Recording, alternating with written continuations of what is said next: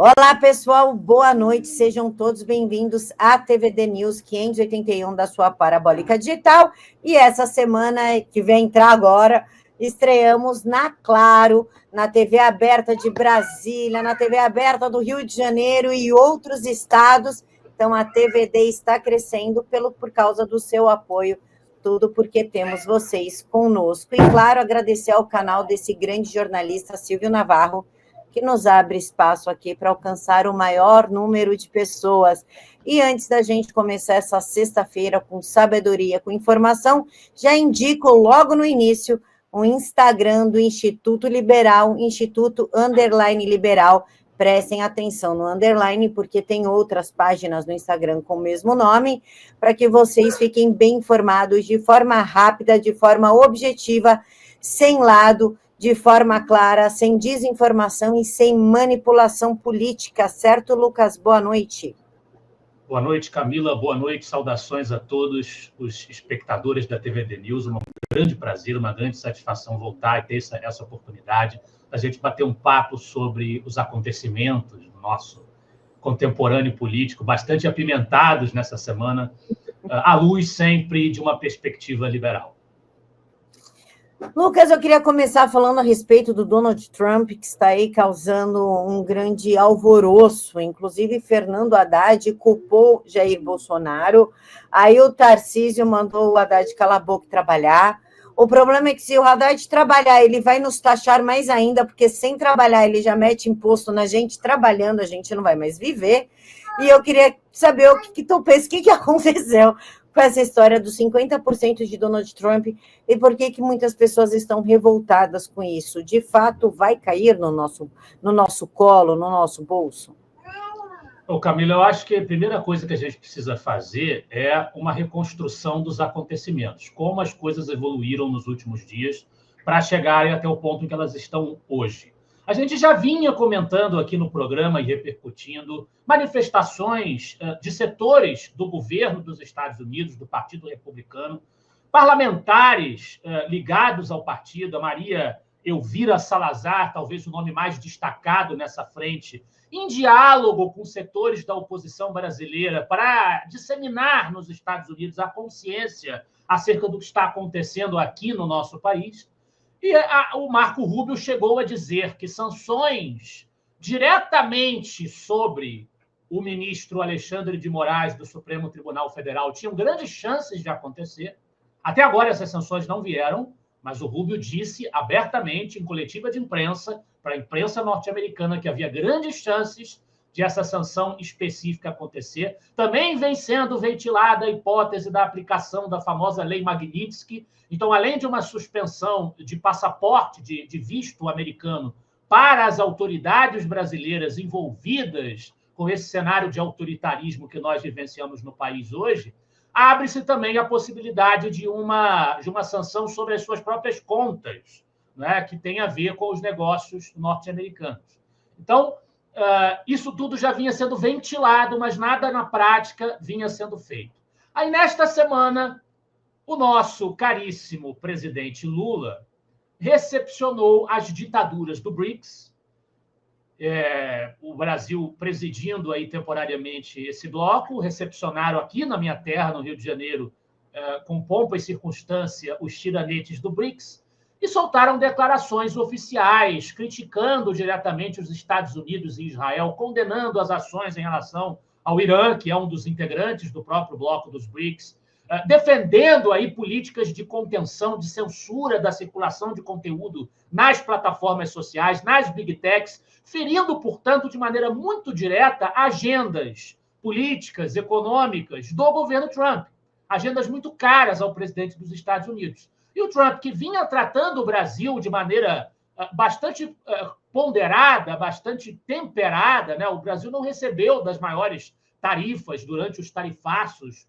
do Trump, até porque a relação comercial Brasil-Estados Unidos é uma relação em que nós temos déficit em relação a eles e não o contrário, mas o Lula fez de tudo para chamar a atenção do Trump para o Brasil com esses movimentos. E aí, nessa semana, o Trump publicou um pequeno tweet dizendo que Jair Bolsonaro é vítima de uma perseguição, é vítima de uma injustiça, e depois ele mesmo soltou um tweet maior, um tweet bem grande para os padrões do Twitter, do X, né, como se chama, dizendo que o Brasil está fazendo algo terrível no tratamento do ex-presidente Jair Bolsonaro. E que ele tem acompanhado que o Bolsonaro vem sendo perseguido dia após dia, noite após noite, mês após mês, ano após ano, que não é culpado de nada e que o que acontece no Brasil é uma caça às bruxas e o único julgamento que deveria acontecer seria um julgamento pelo eleitorado do Brasil por uma eleição e não a perseguição ao Bolsonaro.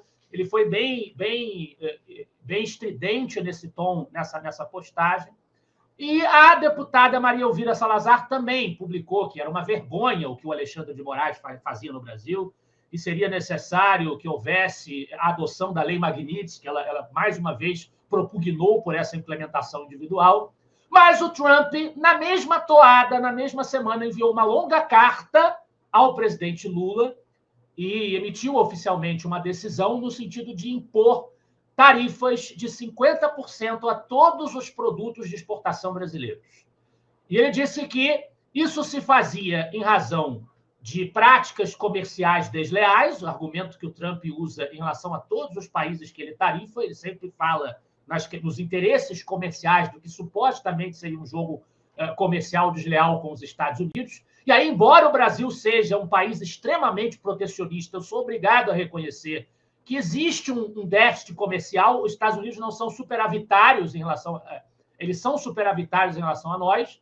Então, o argumento que o Trump usa para tarifar outros países não se aplica ao nosso caso com justiça, esse argumento de que haveria um déficit comercial dos Estados Unidos, um argumento basicamente mercantilista do Trump, mas o Trump também alegou nessa carta que estava sancionando o Brasil pelas suas ações autoritárias de violação dos interesses de negócios norte-americanos. Isso também era a razão, a perseguição ao Bolsonaro para essa tarifação. Ele também justificou dessa maneira. Sem dúvida, essas tarifas prejudicam sobremaneira a economia do Brasil. O Brasil não tem tantas opções e tantas alternativas para escapar, enquanto que a dimensão, a importância do Brasil como parceiro comercial para os Estados Unidos é muito menor do que o inverso. Então, sem dúvida, essa medida do Trump ela vai afetar muito os interesses dos brasileiros. Lucas, o pessoal está falando que isso daqui é uma antessala, uma pré-sala da lei Magnitsky, qualquer coisa ali. De fato, isso é um prenúncio aí, fique esperto, Alexandre, vai vir a lei. Bom, então agora vamos opinar sobre isso que está acontecendo. Nós descrevemos os fatos, agora vamos opinar.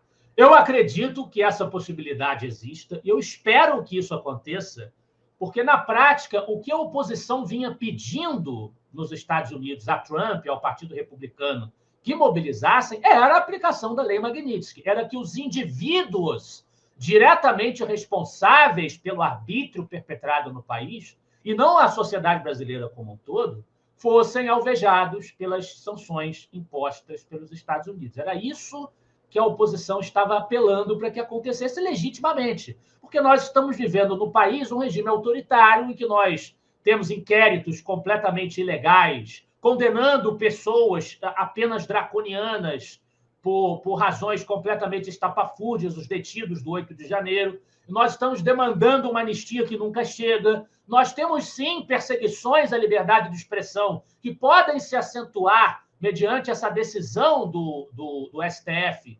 de revogar o artigo 19 do Marco Civil da Internet. Tudo isso faz com que o brasileiro não viva hoje num cenário de expressão segura, livre e tranquila das várias opiniões que existem numa sociedade plural, organizando-se essas opiniões em partidos, a sociedade livremente escolhendo entre esses partidos as peças que vão ocupar funções de Estado e funções de governo, podendo-se essas peças serem alteradas em eleições seguintes, sem editores, sem censura, sem polícia política. É pedir muito que o país viva assim? Então, o Brasil ele vive na contramão disso, ele vive um cenário de autoritarismo, é isso que a gente vem denunciando aqui há tanto tempo, e independentemente de haver ou não interesses comerciais e protecionistas da parte do Trump envolvidos na sanção que ele impôs, a oportunidade se abriu para que ele atuasse agora, porque a atenção foi despertada para o Brasil diante do seu comportamento de flerte com ditaduras e de convergência entre o autoritarismo togado e o executivo para a manutenção desse estado de coisas. Esse foi o estopim para que essa atitude do Trump fosse tomada, junto com, evidentemente, a pressão que a oposição brasileira vem fazendo lá fora para tentar enviar esse recado. Porque a sociedade brasileira não tem outra alternativa a não ser encher as ruas, o que não está acontecendo. As pessoas estão intimidadas, estão desestimuladas. A gente pode colocar N motivos para isso. Mas ou a gente enche as ruas, ou a gente elege representantes que vão abraçar a pauta de reverter esse estado autoritário de coisas, o que a gente pode fazer no ano que vem, dentro do possível, porque nada impede que os nossos candidatos sejam inviabilizados por decisões judiciais estapafúrdias, como vem sendo feito dentro dessas perseguições, e falar para dentro, denunciando e conscientizando a sociedade quanto ao que está acontecendo, e falar para fora o que a oposição, Eduardo Bolsonaro, o Paulo Figueiredo Filho, para citar os nomes que a gente sabe que estão fazendo isso, vem fazendo e vem fazendo com razão. A gente precisa de toda a ajuda possível. Nós não podemos cair no discurso hipócrita e patético da esquerda brasileira de que eles vão representar a nossa luta pela soberania. A esquerda nunca se ligou na soberania do Brasil, sempre desprezou o país, defendendo discursos como o da pátria grande, ou pedindo ajuda ao Biden para interferir aqui. Então, que moral eles têm para se colocarem agora como os ícones da soberania nacional? Então, eu acho que a postura da oposição brasileira tem que ser de continuar instigando o governo dos Estados Unidos, as autoridades de lá, a que se posicionem diante do arbítrio que vige no Brasil e atinjam as pessoas diretamente responsáveis. Nós não temos poder para reverter a tarifa do Trump por nós mesmos. Essa é uma decisão deles lá. Como eles vão fazer, que tarifas eles vão impor, que sanções eles vão impor, é uma decisão soberana dos Estados Unidos que eles têm o direito de tomar em relação às suas políticas comerciais. Não é culpa da oposição brasileira a decisão que o Trump tomou. É possível, como algumas vozes respeitáveis vêm dizendo, que o PT aproveite uma tarifa generalista que vai afetar principalmente o setor industrial para tentar se colocar como um herói protetor da democracia e tentar aumentar um pouco de popularidade. Eu não acho que isso... Eu acho que isso é superestimar demais a capacidade das nossas autoridades de fazer esse discurso colar. Eu acho que a população ela vai cobrar do governo por não estar obtendo resultados, mas isso não está no nosso poder. No nosso poder está nós continuarmos denunciando, falando e tentarmos conscientizar as autoridades de que o verdadeiro alvo a ser atingido, que vai surtir efeitos como nós desejamos que surtam, o verdadeiro alvo são os indivíduos, aqueles que precisam ter o custo individual para a manutenção do regime autoritário atingido, aumentado, né? E essas pessoas são os ministros do Supremo, principalmente o Alexandre de Moraes, né? E elas precisam ser alvo das sanções dos Estados Unidos. Eu acredito que isso possa vir a acontecer, sim. Nada indica que Trump irá parar por aí, mas vai depender muito do comportamento das nossas autoridades. Pelo que nós temos visto, nas primeiras horas depois desse baque, depois desse susto que nós tomamos, o PT quer engrossar o tom. O PT quer manter a sua posição resolutamente. Eles sabem que eles têm muito a perder se eles relativizarem o autoritarismo que vem sendo implementado. Não me parece haver qualquer movimento de recuo da parte das autoridades brasileiras. Mas vamos ver o comportamento de cada lado. Da oposição brasileira, enfatizo, o que se deve ter é continuar denunciando, porque a nossa prioridade é sair do regime autoritário, e continuar apelando para que os indivíduos sejam afetados, os indivíduos diretamente culpados, responsáveis pelo que está acontecendo no país. O governo Lula, Lucas, está numa sequência de desgraça, né? E com isso está desgraçando o país junto. Aí tem os 50% do Trump e eles tentaram colocar o tal do IOF, que eles vão, inclusive, recorrer ao Supremo para isso. Parece que o Messias andou jantando ali com os ministros do Supremo para saber se a pauta ia dar boa ou não ia dar, Parece que o Supremo vai interferir, mas, de qualquer forma, o Congresso derrubou a ideia do IOF. Foi mais por pensar na população ou para mostrar que o Congresso ainda tem força, mesmo que subjugado ao Supremo? Eu não espero muito espírito público das lideranças do nosso parlamento, pelo menos na sua maioria. Que se tivessem espírito público, de fato, estivessem preocupados com o país, eles teriam já agido em relação às condutas autoritárias, principalmente do nosso judiciário. Já teriam agido à altura do que o problema exige e não estão agindo. A gente está tendo que ver um posicionamento do presidente dos Estados Unidos, porque a Câmara dos Deputados e principalmente o Senado Federal não fazem nada à altura do que o problema exige. Então, eu não acho que os nossos parlamentares, mesmo os parlamentares que, de maneira completamente descabida, aumentaram o seu próprio número a partir da legislatura de 27, vai aumentar o número de parlamentares, né? A gente deve vir a falar sobre isso ainda no programa, mas eu não consigo esperar dessas pessoas com esse perfil um autêntico espírito público. Agora, em relação ao IOF, independentemente das razões, porque eu também não estou contando com o idealismo do Donald Trump.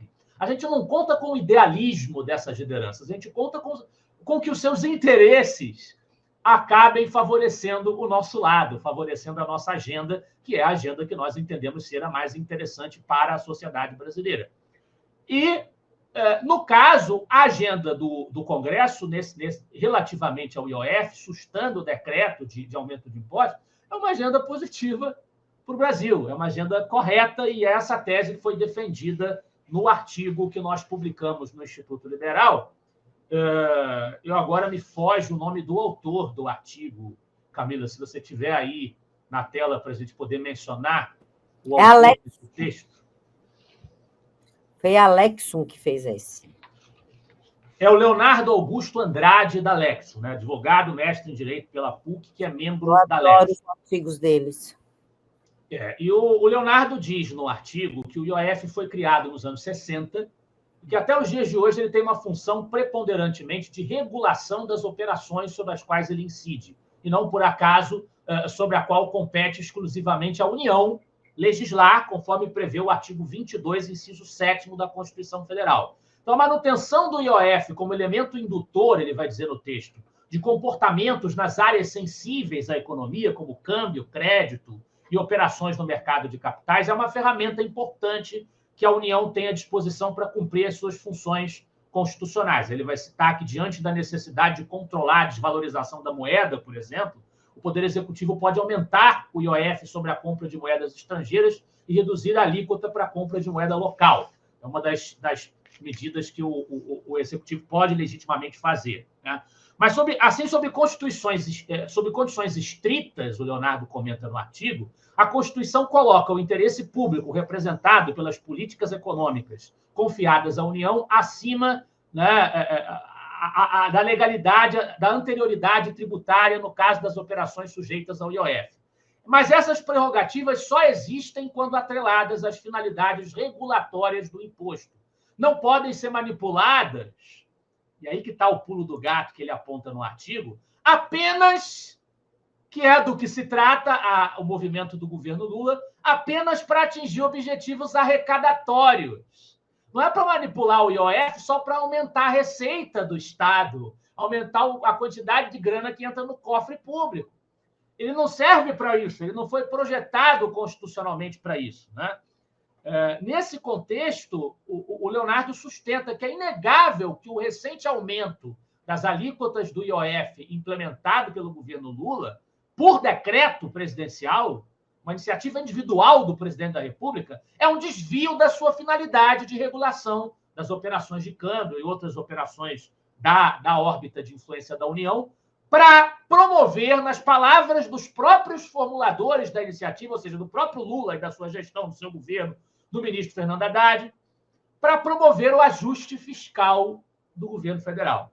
Então, é o uso indevido do decreto presidencial para invadir uma competência que seria apenas do Poder Legislativo de aumentar impostos com fins arrecadatórios. Aí sim, o parlamento brasileiro poderia fazer esse tipo de petição para nós temos um IOF aumentado para fins arrecadatórios, se o parlamento brasileiro quisesse, um imposto para fins arrecadatórios. Mas o governo não poderia fazer isso via decreto. Então, no entendimento dele, está certo o legislativo brasileiro ao sustar essa decisão do governo federal, e o governo federal, naturalmente, age de maneira autoritária e contraditória com os limites constitucionais ao acionar a AGU e, através da AGU, o STF, para que reverta a decisão do Congresso. O Congresso tomou uma decisão legítima que está dentro das suas atribuições e que beneficia a sociedade brasileira, que a última coisa de que precisa é de mais impostos. Lucas, com esse 50% do Trump, e se o Supremo decidir que vai colocar o IOF, que vai aumentar o IOF, como é que fica a vida do brasileiro? Olha, Camila, isso se for só parar por aí, né? Porque existe uma grande chance também de o governo Lula querendo endurecer o tom com Trump. O governo Lula já deu uma entrevista hoje à TV Record dizendo que ele vai responder na mesma moeda. Se ele realmente fizer uma sandice dessas, isso é uma autodestruição da economia brasileira. Ele disse, se o Trump realmente, a partir de 1º de agosto, submeter o Brasil a essas tarifas de 50% sobre as exportações, o Brasil vai responder com 50% também. Se ele responder ainda mais, que foi o que o Trump prometeu fazer na carta, e se o Brasil resolvesse retalhar com qualquer percentual que fosse, os Estados Unidos dobrariam a aposta e cobririam esse percentual, com mais impostos sobre as exportações brasileiras. Você imagina isso, a escalada a que isso vai levar, sem uma previsão clara de em que patamar parariam essas taxações? A economia brasileira, ela, considerando a importância dos Estados Unidos como parceiro comercial, ela seria praticamente inviabilizada. Evidentemente, a gente tem acordos relações com outros países, inclusive dentro dos próprios BRICS. O nosso maior parceiro comercial é a China, mas, e aí eu recomendo que vocês deem uma olhada na postagem do nosso amigo Hélio Beltrão, fundador do Instituto Mises Brasil, nas suas redes sociais, em que ele comentou sobre isso. O que basicamente a China exporta do Brasil são as nossas commodities. O setor industrial, ele não tem na China uma opção, não tem na China um recurso. Então, ele vai ficar profundamente esmagado por essas tarifações. O IOF seria mais um elemento, um ingrediente desse cenário. Um cenário que, independentemente de Donald Trump, o governo brasileiro já vem alimentando há muito tempo, porque o único receituário que esse governo consegue lançar mão é o aumento de impostos, é o aumento da extorsão implementada pelo poder estatal sobre os bolsos da população.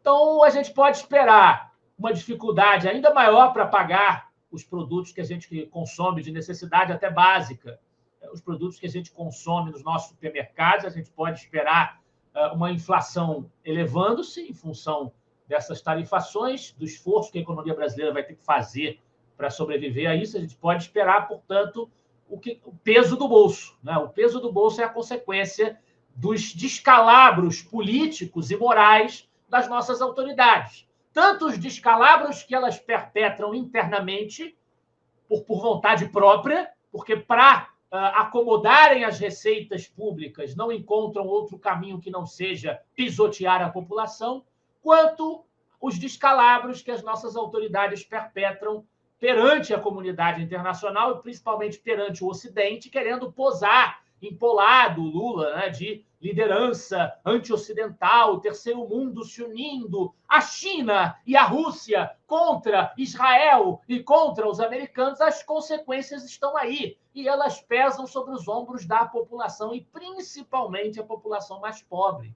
Daí a gente falar também que o mais importante é que as autoridades responsáveis pelo autoritarismo judiciário sejam atingidas diretamente.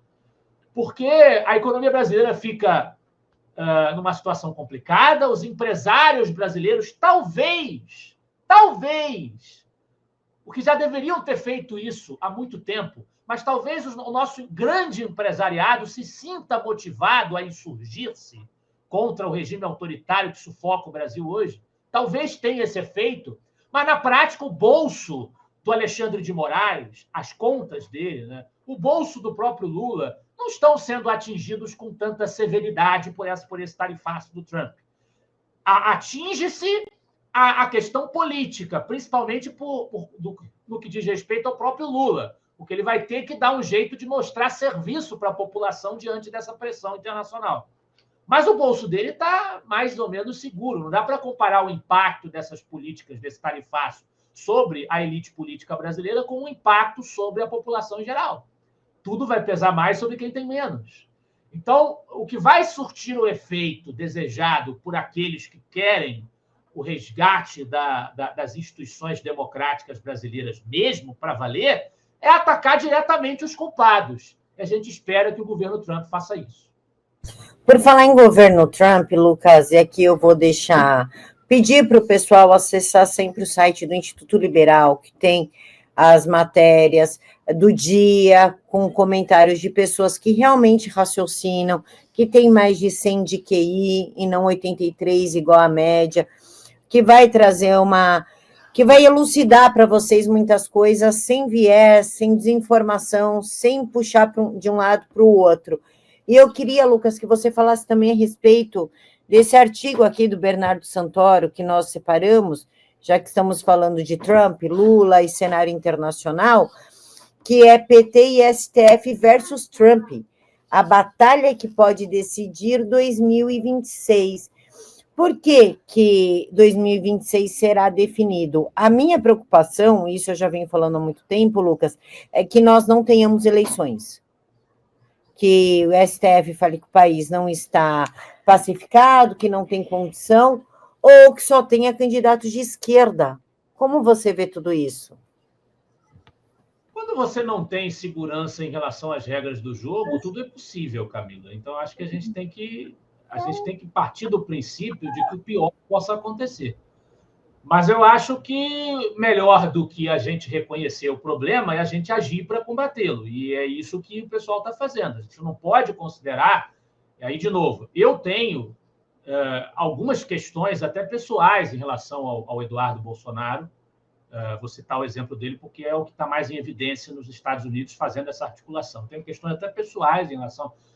em 2017, coisas que ele publicou sobre mim, sobre meu livro, que eram mentirosas, enfim. Tive um problema com ele, um estresse com ele, discordo de algumas coisas que ele fala, mas é absolutamente legítimo o que ele e o Paulo Figueiredo Filho estão fazendo nos Estados Unidos, tentando conversar, dialogar com a oposição, com o governo norte-americano, né?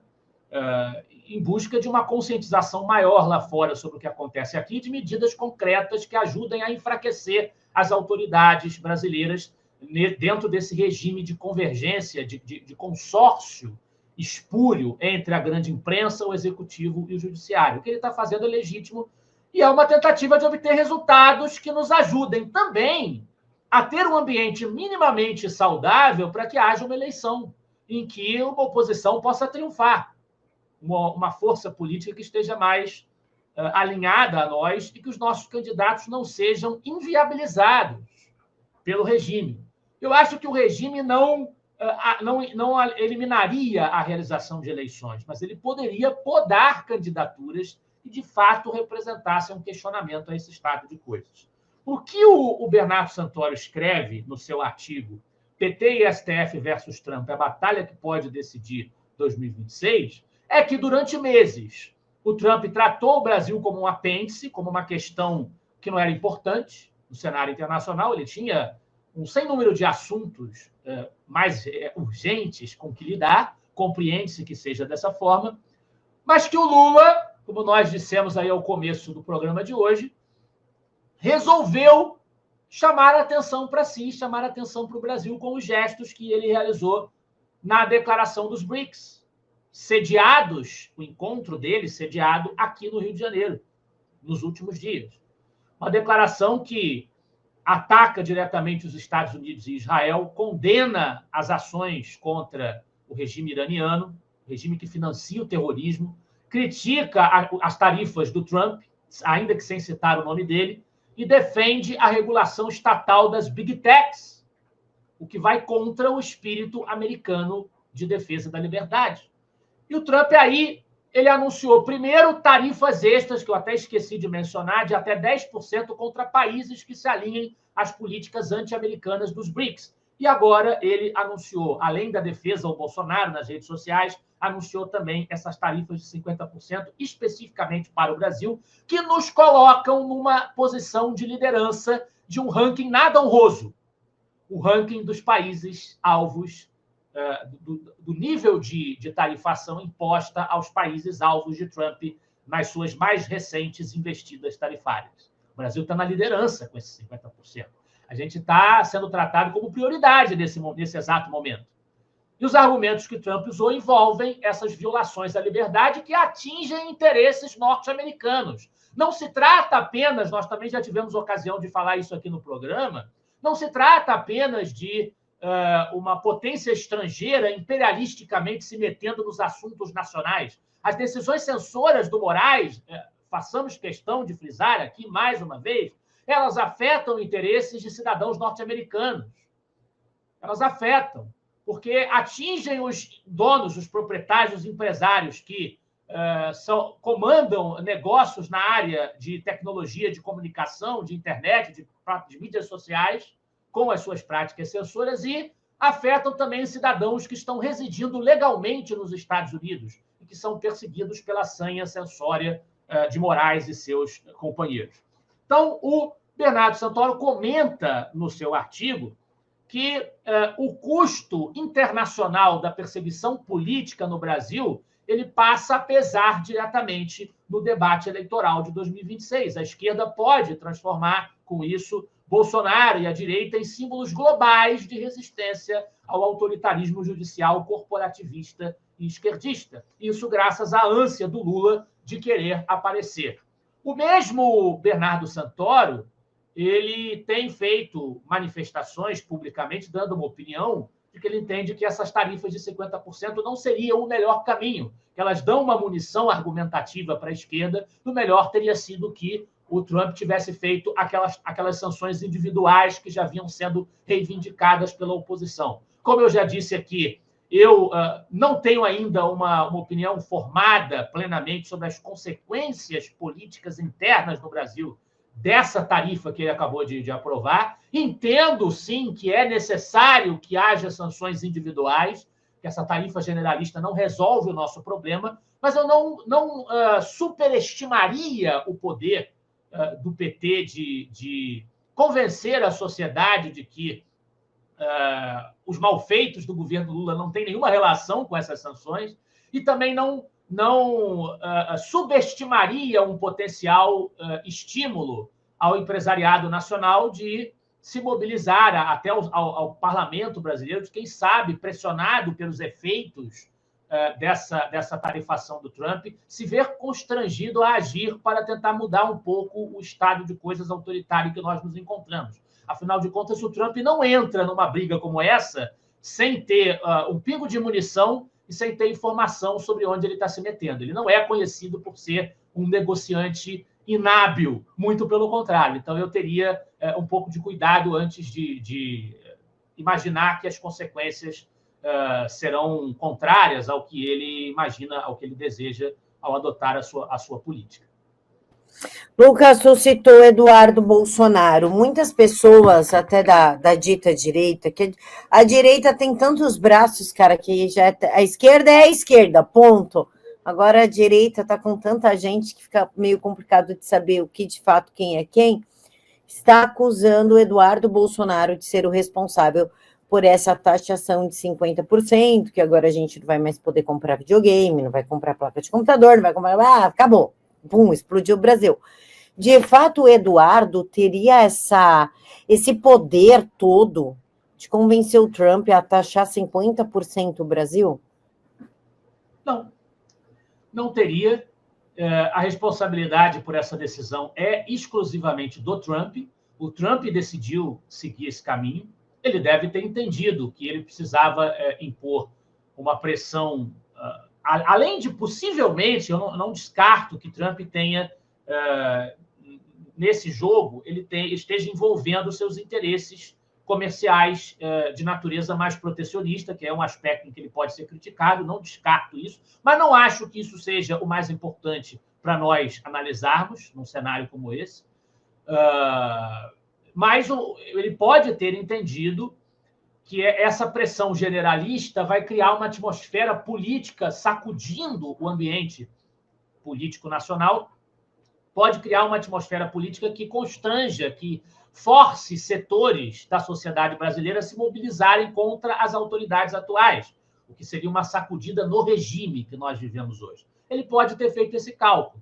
Entendo, repito, pessoalmente, que ele deveria ter, e deve ainda, espero que ainda o faça, alvejar os indivíduos responsáveis, eu vou bater nessa tecla sempre, os ministros do Supremo, o Moraes, né? Eles precisam ser atingidos diretamente, precisa doer no bolso deles, na possibilidade deles de fazer as suas excursões ao exterior, eles precisam ser diretamente atingidos.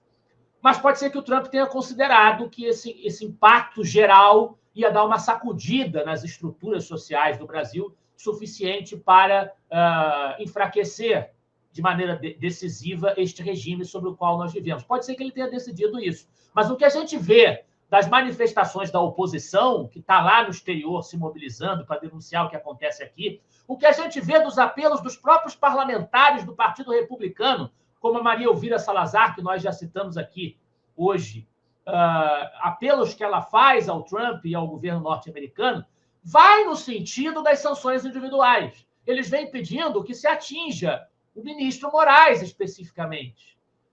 O que já seria um recado passado a essas autoridades de que, individualmente falando, as ações delas têm consequências, que elas não podem fazer o que fazem impunemente.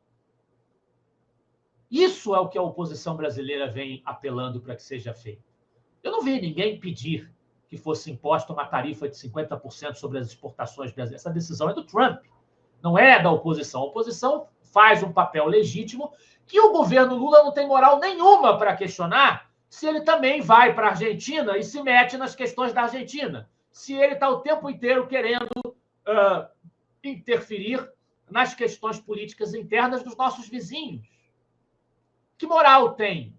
Se ele e o Barroso, o nosso judiciário, um judiciário cada vez mais político, Barroso, fez apelos a Biden para interferir na política brasileira. Então, que moral eles têm para falar em uma conspiração contra a soberania nacional? Isso é uma piada. Isso é uma completa excrescência, uma completa injustiça, uma completa desproporção. A esquerda brasileira e os nossos togás não têm legitimidade nenhuma para fazer esse tipo de condenação.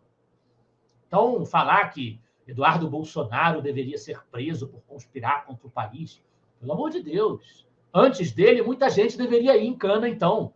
E aqueles que estão no comando hoje do país. Então, não tem como a gente legitimar esse delírio. De você achar que a oposição brasileira é a responsável por isso. Responsável é o Lula, que colocou os holofotes para cima dele. Responsável é o Lula, que resolveu ser o herói dos BRICS. Responsável é o PT, que fez questão de fazer tudo o que era necessário para que o governo Trump estava sendo, repito, até bastante cândido em relação à liderança brasileira, voltasse os seus torpedos contra nós. A gente pode calibrar esses torpedos se a gente fizer aqui dentro o nosso papel, se a gente cumprir aqui dentro a nossa tarefa, que é combater esse regime autoritário que está em vigência aqui no Brasil, que é pressionar o nosso parlamento para tomar as atitudes à altura do problema que nós enfrentamos aqui. Se a gente resolver esse problema aqui dentro, aí realmente, se o tarifácio do Trump permanecer, a questão será apenas comercial. Aí realmente a gente vai ter uma outra conversa, um outro debate em relação a essas medidas. Mas enquanto a gente não faz o nosso trabalho, o nosso dever de casa, não adianta a gente ficar procurando inimigos externos. O inimigo do Brasil, efetivamente, está aqui dentro. E nós ainda não resolvemos o que nós vamos fazer com esse inimigo. Lucas, por falar no que vamos fazer com este inimigo, em 2026 teremos eleições e muito provavelmente, mas muito provavelmente, Jair Bolsonaro não vai participar. Tanto que já estão levantando o nome do Tarcísio para que o substitua a cargo da presidência da República. E o Bernardo Santoro também fez um excelente artigo chamado Os Três Caminhos da Direita para 2026. E um desses caminhos ele colocou o partido Missão, que é do MBL. Eu gostaria que tu comentasse sobre isso, porque o MBL, pelo menos do lado da direita que eu estou, ele não é aceito. Você acha que ele vai ter uma marca no cenário político, alguma capilaridade política para 2026 a ponto de atrapalhar a esquerda? O artigo do Bernardo, ele coloca os três grandes caminhos que ele enxerga como sendo caminhos organizados politicamente, partidariamente hoje, de setores da direita brasileira. Ele vai colocar primeiro o Partido Liberal, que é o partido do Bolsonaro em 2022, né, que é o maior partido do Brasil hoje, que, no entanto, é controlado pelo Valdemar Costa Neto, que é uma figura fisiológica, que a gente já conhece muito bem, esteve envolvido no Mensalão, né? Então, tem um amplo espectro dentro do PL, que não é só de bolsonaristas, ou só de conservadores, ou de liberais propriamente ditos, como se depreenderia do nome do partido. A gente tem ali muitos caciques regionais, figuras que são fisiológicas, assim como o próprio Valdemar Costa Neto. Ninguém em sã consciência dirá que Valdemar Costa Neto é um grande homem da direita. Não é assim que a banda toca. Tem muita gente ali dentro que é uma espécie de centrão também, acomodada dentro de uma legenda que serviu de plataforma para as pretensões bolsonaristas nas últimas eleições que nós tivemos. Então tem o PL, que é um fisiologismo ali dentro, misturado com o verniz bolsonarista e com algumas agendas conservadoras. Ali é muito plural o que a gente encontra ali dentro. O Partido Novo, o Bernardo Santoro coloca, principalmente após a saída do comando do João Amoedo, ele coloca o Partido Novo como algo próximo ao liberalismo inglês, um liberalismo mais sóbrio, institucional, com um aspecto conservador também em relação ao imaginário, aos costumes, como a gente costuma dizer, né? Que gosta de uma ordem institucional, que busca a evolução da gestão pública com o protagonismo da iniciativa privada. Então, ele coloca tudo isso aí como características do Partido Novo, que, no entanto, tem um grande desafio de ampliar a sua base eleitoral sem diluir a sua identidade programática, né? Os quadros tradicionais do Partido Novo não performaram politicamente tão bem nas últimas eleições, né? E nós temos aí, ele acredita que o Partido Novo pode ser um porto seguro da direita racional. O Missão, o Bernardo vai colocar, que é um partido que o MBL conseguiu protocolar, conseguiu oficializar, conseguiu abrir. O MBL é altamente crítico ao Bolsonaro, altamente crítico ao bolsonarismo, mas também crítico ao Partido Novo, crítico aos liberais do Novo. Eles entram naquele discurso de que o Novo foi adesista ao Bolsonaro, enfim, né? O ideal seria ter pedido o impeachment do Bolsonaro durante o governo dele, o que eu particularmente acho que seria uma loucura, né? Enfim, mas eles entendem dessa forma, defendem esse discurso. Uma loucura você, num cenário, querer manifestações de rua pedindo impeachment do Bolsonaro, num cenário de pandemia, em que se questionava o Bolsonaro, inclusive por excitar aglomerações, mas queriam fazer uma coisa que demandava aglomerações em plena pandemia. E fizeram manifestações pedindo o impeachment dele. Negócio que, para mim, não bate, não fecha a lógica, não fecha o raciocínio. Mas, enfim. O Missão, na visão do Bernardo, tem uma retórica mais emocional, mais utópica, mais igualitária, remete ao pensamento francês da Revolução Francesa de 1789, um radicalismo reformista, mas também um ímpeto de ruptura total com o antigo regime, derrubar os privilégios, e teria um discurso mais inflamado contra as oligarquias, o patrimonialismo, o Missão, na interpretação do Bernardo Santoro, né? Então, eles pregam um governo mínimo, mas exigem uma presença forte do Estado para quebrar privilégios, desmantelar burocracias, enfrentar os estamentos, né? O que leva à proposta de um Estado como instrumento de guerra contra o próprio Estado. Essa é a leitura que o Bernardo faz do Missão. Segundo o Bernardo, a eleição de 2026 vai ser marcada pela rejeição ao PT e ao lulismo, e o campo da direita ainda não tem um nome natural que una as forças dispersas para competir nesse cenário contra o PT. Ele entende que o PL vai continuar com uma maior máquina eleitoral, mas sem um rumo ideológico claro, e vai ter o desafio de construção do nome presidencial que vai protagonizar a eleição contra o PT. Tem alguns nomes, Tarcísio de Freitas, Ratinho Júnior, Romeu Zema, mas nenhum deles está no PL, né? Então, eles teriam que convencer esse nome a entrar no próprio PL, né? Quebrar a resistência de um bolsonarismo mais radical e personalista para que aceitasse um nome que não tenha sobrenome Bolsonaro. É uma questão que ainda está sendo difícil de se equacionar das bases bolsonaristas, né? Porque tem uma ala que é muito adepta a uma candidatura bolsonarista raiz, da Michele ou do próprio Eduardo, né? O Novo, o Bernardo vê como tendo a chance de se consolidar como uma direita técnica e reformista, mas que terá como foco ultrapassar a cláusula de barreira para continuar viável como máquina eleitoral, que não vai ser fácil. Então, o Partido Novo não tem estrutura financeira para protagonizar a luta contra o PT, não tem condições políticas de suplantar o poder e o tamanho do PL dentro da direita. Então, no primeiro momento, ele vai se comportar como uma linha auxiliar ideologicamente mais pura, na visão do Bernardo, e eu concordo com ele nesse aspecto, da direita nacional, para quem sabe um dia ele ter estatura suficiente para competir com o próprio PL. E o Missão não entra no jogo, na visão do Bernardo, para ganhar eleições majoritárias, mas para marcar posição, criar uma identidade, né? Ele quer se tornar conhecido. E esse é um caminho longo que o Missão vai ter que trilhar ainda. Então, respondendo diretamente à sua pergunta, eu acho que o Missão, de todos os três partidos, é o que tem a missão, com perdão da redundância, a missão mais difícil, de firmar a sua posição, se apresentar no cenário nacional como uma força política de direita que possa se contrapor com sucesso ao Partido Novo e ao PL, ao bolsonarismo, enfim. Ele tem um cenário mais difícil que os outros partidos, embora cada um dos três tenha o seu desafio particular. Lucas, o Missão, né, o MBL, ele quer lançar o Gentili, meio que imitando a Ucrânia, o Zelensky, né, que ele era um comediante, tudo, e aí virou presidente da Ucrânia. Você acha que existe a possibilidade do Gentili vir a concorrer à presidência da República, se vier a possibilidade de ganhar? Lembrando que o Brasil votou no Tiririca.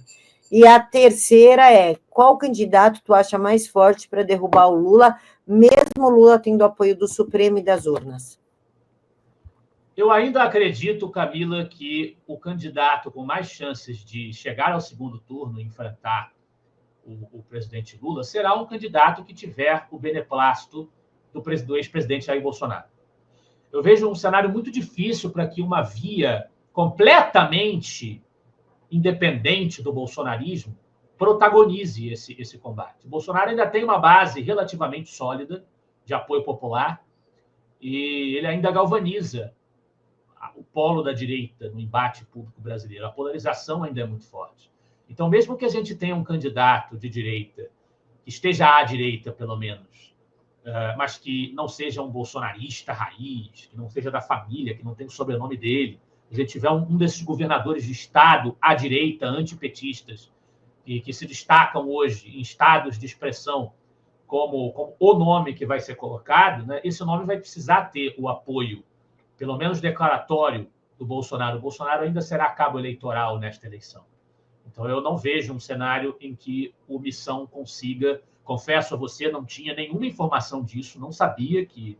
Não acompanho detidamente o MBL, como o Bernardo claramente acompanha, como ele deixa claro nesse artigo que foi originalmente publicado na Revista Oeste, e o Instituto Liberal replicou, mas eu não vejo nenhuma chance, assim, muito desprezível a chance de um candidato levantado, suscitado pelo Missão, qualquer que seja, se viabilizar eleitoralmente diante de uma candidatura apoiada pelo Bolsonaro. O Bolsonaro é mais forte, o Bolsonaro é maior na vida pública brasileira hoje, então não acredito nessa possibilidade. Agora, se o Danilo Gentili terá a vontade de colocar o seu nome para ajudar o Missão a conquistar terreno, a firmar uma posição, nós estamos aqui, nós somos uma opção, queremos o apoio de vocês. Esse é o objetivo do Missão nessa eleição. Se o Danilo Gentili fará isso, eu não tenho essa informação, não sei se isso será da vontade dele. Ele que vai decidir, naturalmente. Mas se ele fizer isso, ele pode sim, eu acho que ele pode ajudar o Missão a alcançar o seu objetivo, que é aparecer, que é chamar a atenção de um setor da sociedade. Ele poderá colaborar para que isso aconteça. Eu acho que ele é um nome interessante para esse propósito, para esse fim, se ele entender que vale a pena ele largar a sua vida de apresentador e se afastar da sua rotina para, já muito bem assentada, para se lançar a uma aventura política como essa. Agora, chances de vitória, sinceramente, não vejo. Lucas, por falar em chances de vitória, a gente também tem que contar que Lula, enfim, a esquerda, eles têm o apoio de ninguém mais, ninguém menos que o próprio Supremo, ou seja, a força máxima do país, né? Os donos da caneta, das nossas vidas e tudo. E tu escreveu, inclusive, um artigo STF, o sossego e o preço da censura disfarçada. Pode falar mais um pouquinho sobre esse artigo? Bom, o artigo é sobre aquela declaração da ministra Carmen Lúcia, dizendo que a declaração completa dela foi a seguinte: a grande dificuldade está aí. Censura é proibida constitucionalmente, eticamente, moralmente, eu diria até espiritualmente. Mas também não se pode permitir que estejamos numa ágora em que haja 213 milhões de pequenos tiranos soberanos.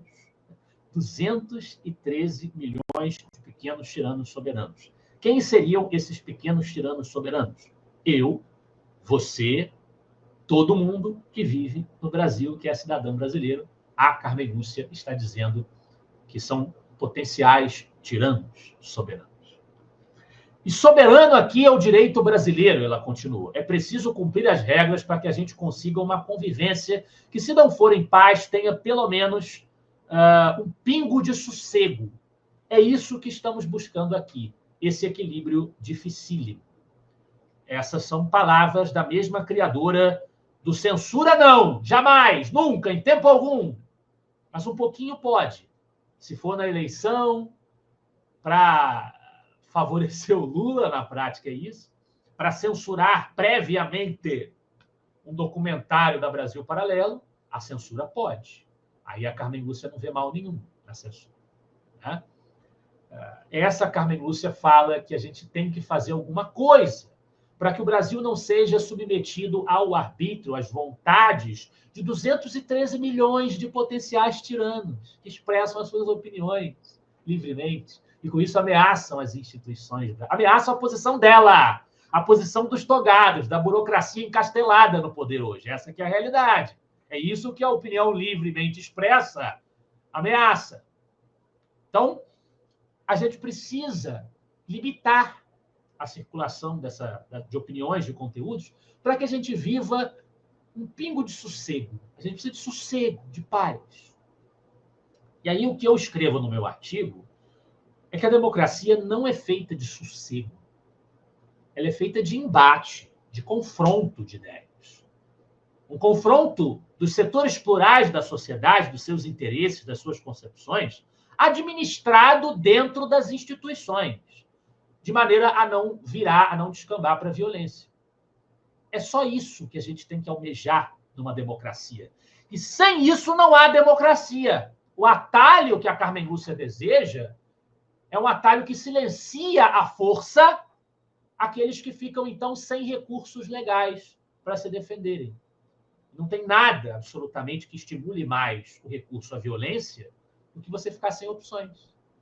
Eles é que, ao adotarem medidas restritivas, autoritárias, favorecem a que a violência seja despertada. Que ninguém quer que esse caminho seja seguido.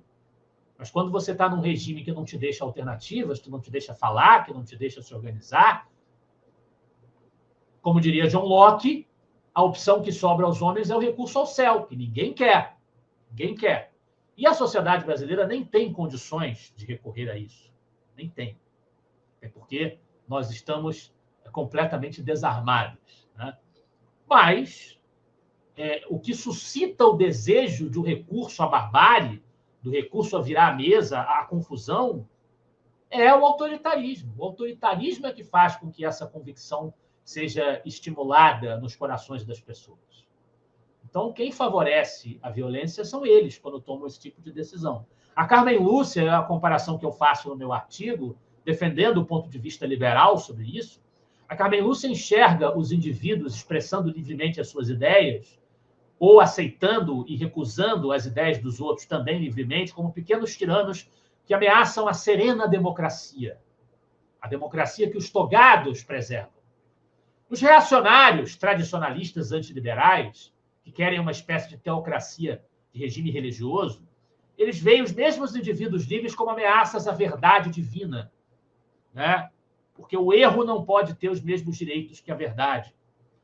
Os nacionalistas autoritários, adeptos de ditaduras militares, né, enxergam nessa liberdade a porta aberta à anarquia, à confusão, ao comunismo, à subversão, né, de um paradigma hierarquizado que extrapola as forças armadas e abrange a sociedade inteira.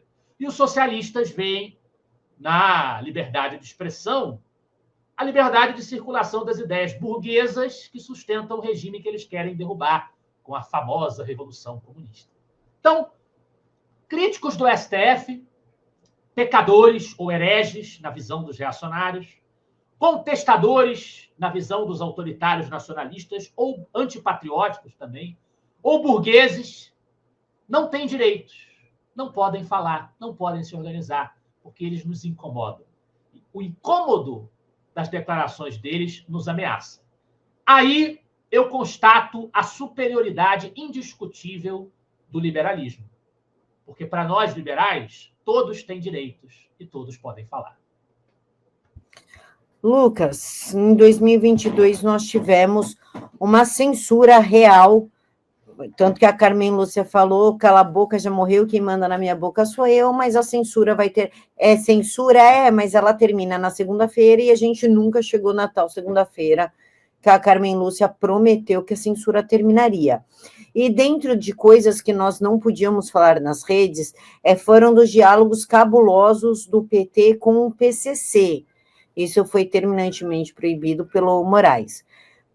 Na quarta-feira, se não me engano, terça-feira, saiu que o Lula tem relação com uma ONG do PCC, que foi através dessa ONG que eles subiram os morros, enfim, mais uma parte do diálogo cabuloso que o PT, historicamente, tem com o PCC.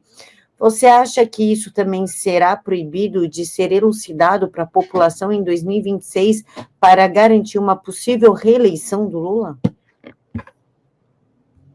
Bom, tudo vai depender do comportamento, mais uma vez, das forças sociais no país e no exterior diante do cenário que nós estamos vivendo. Vai depender dos efeitos que surtirão as pressões que forem exercidas. Pressões que forem exercidas pelas autoridades estrangeiras, pelo governo Trump, pressões que forem exercidas aqui dentro. Se os setores da nossa sociedade forem forçados a encarar a realidade de que, do jeito que esse regime está, ele não pode continuar. E que nós precisamos, urgentemente, implementar algumas mudanças, quais sejam acabar com esses inquéritos, que não têm fim, como você bem apontou, esses inquéritos autoritários, inconstitucionais, ilegais, que não têm fim, libertar essas pessoas que estão detidas com penas draconianas, penas inacreditáveis, por pichações em estátuas, por estarem aglomeradas em frente a prédios públicos. Isso já era o suficiente para elas serem condenadas por atentado à democracia, ao Estado de Direito, ameaça de golpe de Estado. Nós precisamos, então, fazer isso, libertar essas pessoas, acabar com esses inquéritos, revogar a decisão do STF ilegal, de passar por cima do Marco Civil da Internet, do artigo 19, abrindo brechas para a censura prévia. Nós temos que acabar com essa decisão. O parlamento deveria se insurgir contra essa decisão. Nós temos que punir os responsáveis, pelo menos com impeachment, com remoção do cargo, pelo menos o Alexandre de Moraes. E mais adiante, com serenidade, numa atmosfera em que a situação já estiver mais estabilizada, eu acho que nós temos que fazer uma reforma legal, jurídica, para evitar que o nosso judiciário extrapole os seus limites novamente mais adiante. O que a gente precisa ter para a gente poder dizer que a gente vive num regime democrático funcional, de fato, em que riscos como esse que você está apontando de censurar qualquer informação, qualquer discurso, por conveniência de uma parcialidade política, não existam, o que a gente deve fazer é perseguir esses objetivos, essas medidas. E, para isso, a gente precisa de pressão, de mobilização, a gente precisa persistir, a gente precisa adotar aquele receituário que eu apresentei como sendo as únicas coisas que, na minha opinião, estão ao alcance da sociedade brasileira, que é falar, falar e falar, para dentro e para fora. E aí o que as autoridades lá fora vão fazer não é responsabilidade nossa. Nós estamos pedindo ajuda para libertar o nosso povo. Nós estamos pedindo ajuda para recobrar as nossas liberdades. Não há crime nisso. Não há crime nisso. Não há crime em tentar sensibilizar as consciências dentro ou fora do país para as nossas questões e para as nossas dificuldades. Isso não é ser um apátrida, um traidor da pátria. Muito pelo contrário, isso é enxergar qual é a maior prioridade que o país tem hoje. Não adianta, qualquer outra coisa será secundária se as regras do jogo forem desrespeitadas, forem regras que simplesmente não estão em vigência, tudo depender da vontade de quem julga, do arbítrio, não tiver nenhuma lógica, nenhuma previsibilidade, nenhuma estabilidade na maneira como vai ser tratado o nosso discurso, a nossa fala, a nossa expressão, sequer quando se trata de um parlamentar que supostamente gozaria de imunidade parlamentar. Então, se isso não for enfrentado diretamente como prioridade, tudo mais é secundário, tudo mais é de segundo escalão de importância. De maneira que o que você está perguntando vai acontecer se as nossas atitudes, as atitudes de quem tem poder e força para constranger este regime a se reverter, a desescalonar, a extinguir esses artifícios autoritários que estão em vigência, pelo menos desde 2019, se as ações dessas pessoas que têm esse poder, se elas terão ou não suficiência para impactar esse consórcio que nos domina. É isso que vai decidir. Porque, dependendo do cenário, talvez eles nem tenham necessidade de censurar certas coisas, certas declarações, porque a coisa já estará muito confortável, bem encaminhada para eles se manterem no poder.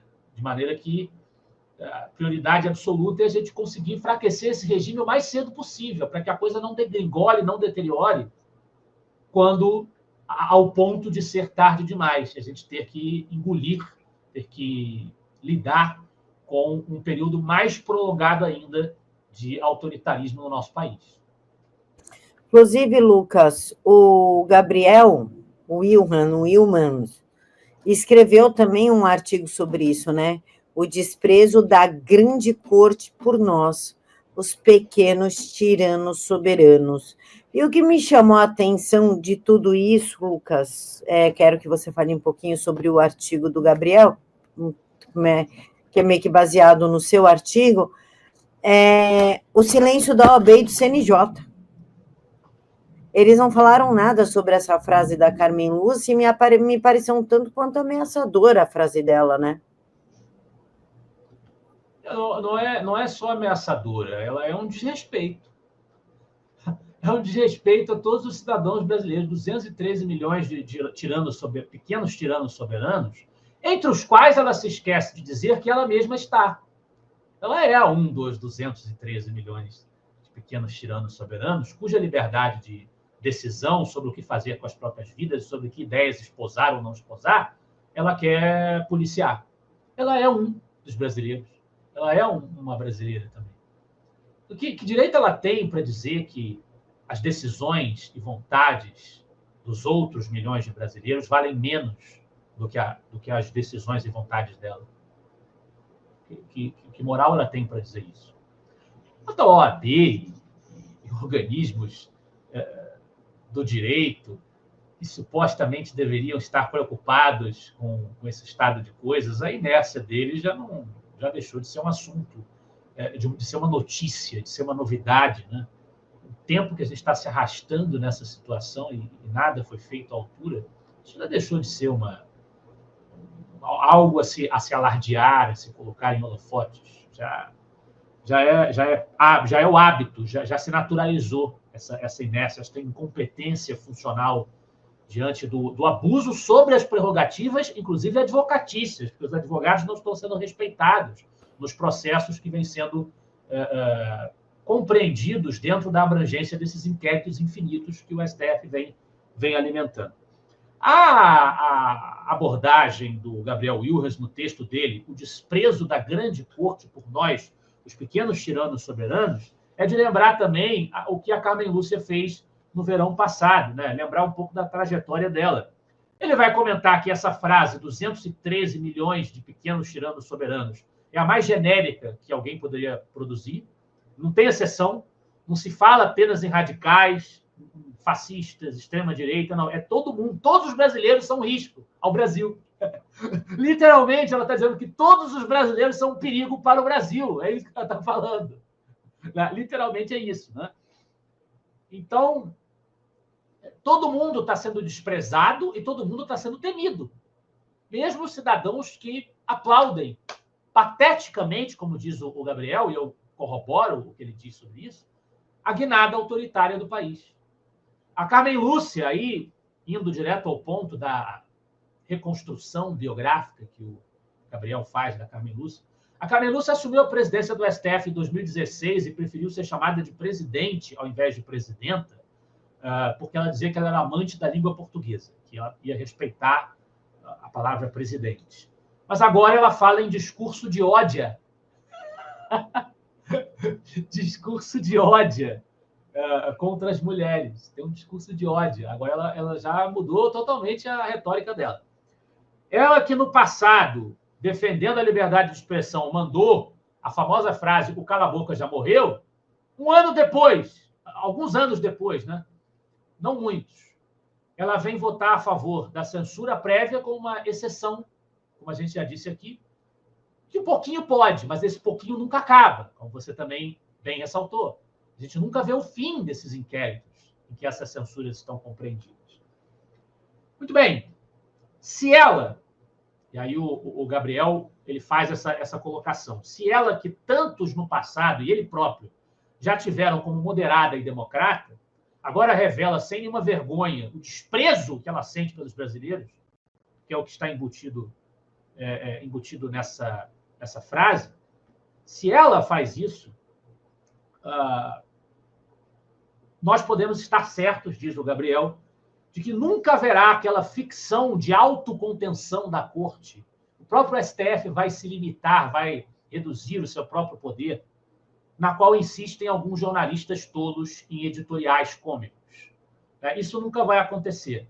Quando a Carmen Lúcia fala que soberano aqui é o direito brasileiro, nós entendamos, é o conselho do Gabriel, que ela se refere a essa concepção torpe e ativista do direito e pretende dizer, como também pretendem a maioria dos seus colegas, que soberano é o STF, nada mais e ninguém mais. E aí o Gabriel responde, eu quero fazer coro aqui com a resposta dele. Não, minúsculos tiranos togados. Soberano é o povo, e isso não sou eu, mas a Constituição quem diz. E é esse mesmo povo, diuturnamente espezinhado pelas botas lustradas com nosso suor, quem, pela via democrática que vocês tanto desprezam, há de tratar de colocá-los de volta em seus devidos lugares. Assim espero. Lucas, a esquerda, ela comemora essas guinadas do Supremo contra a população, esquecendo que ela faz parte dos 213 milhões que foi ofendida pela Carmen Lúcia, né? É engraçado que ela fala de pequenos tiranos, porque os maiores estão dentro do Supremo. A esquerda, ela não tem um raciocínio lógico de que eles também serão, hora ou outra, censurados? Eu acho que aí é uma pergunta que a gente teria que fazer para eles, né? Eu não sei se raciocínio lógico na esquerda é difícil de encontrar. Talvez eles nem saibam o que é isso. Mas eu acho que, como eu já disse aqui várias vezes, é uma aliança de conveniência uma aliança de conveniência que hoje convém, mas amanhã pode não convir.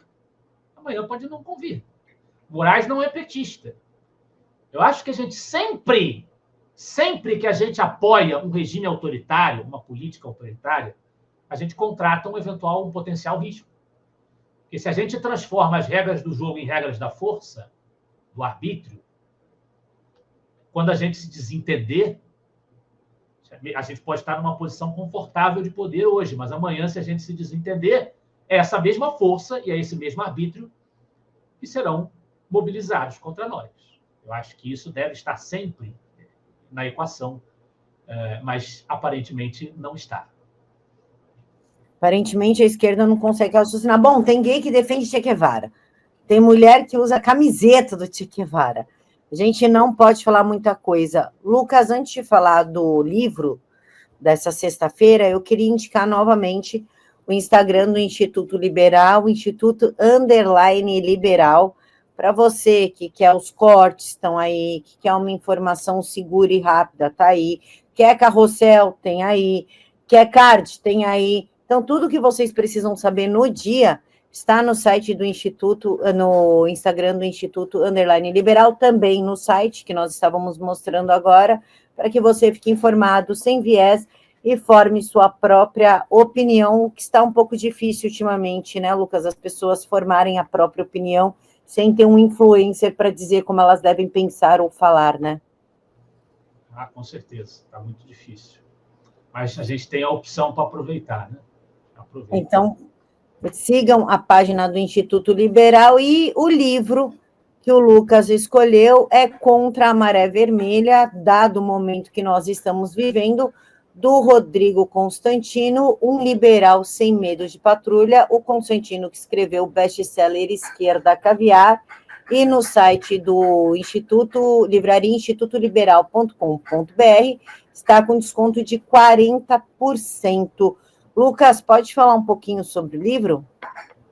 O Rodrigo Constantino foi liderança do Instituto Liberal no passado, presidiu ali o nosso conselho.